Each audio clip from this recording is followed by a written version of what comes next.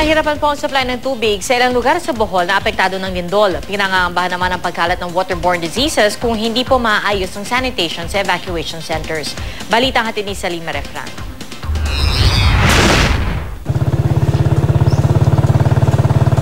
Nasa 50 pamilyang sumisilong dito sa Sagbayan Central Elementary School matapos ang lindol.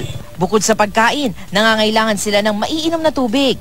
Ang mga bata, tipid na tipid sa pag-inom ng tubig. Umaasa lang kasi sila sa mga bigay. Si Mary Jane, pinagkakasya ang isang timbang tubig sa pagligo. Isang balde lang, yun lang ligo ko. Kasi? Kasi tipid. Tipid sa tubig.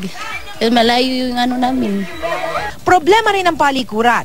Nagtayo lang ng makeshift na banyo para sa mga evacuee. Mabaho na.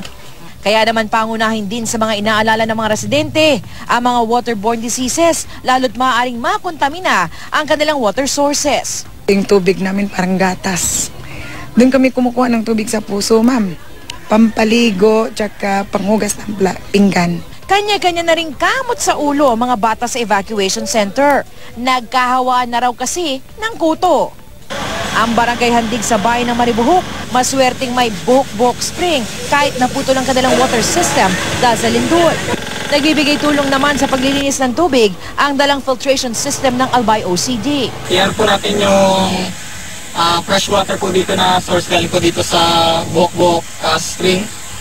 Para mai-provide po natin ng maayos na inumin ang ating mga residente dito sa Maribohok. Ayon sa Department of Health, maaari magkaroon ng waterborne diseases sa mga residente tulad ng diarrhea, cholera, typhoid kung hindi maayos ang sanitation ng evacuation centers.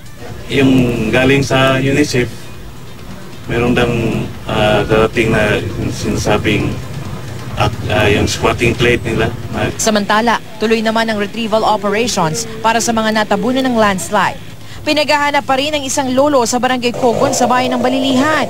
Ang kanyang alagang aso nangungulila na sa kanyang amo.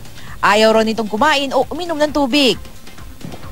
Wala pa rin nahuhukay sa 5 batang natabunan ng landslide sa may talon sa barangay Katipunan sa Sagbayan. Pahirapan ang retrieval operations, lalo't nasa 40 feet ng lupa ang kailangang mano-manong hukayin ng mga minero. Tuloy-tuloy naman ang rehabilitation operations ng DPWH. Nakapwesto na mga bakal na gagamitin bilang temporary bridge sa naputol na Abatan Bridge. Ang mga residente namang ito, lakas loob na pumasok sa sira-sirang public cemetery ng Sagbayan. Mahihatid lang sa huling hantungan ang mahal sa buhay. Salima Refran, GMA News.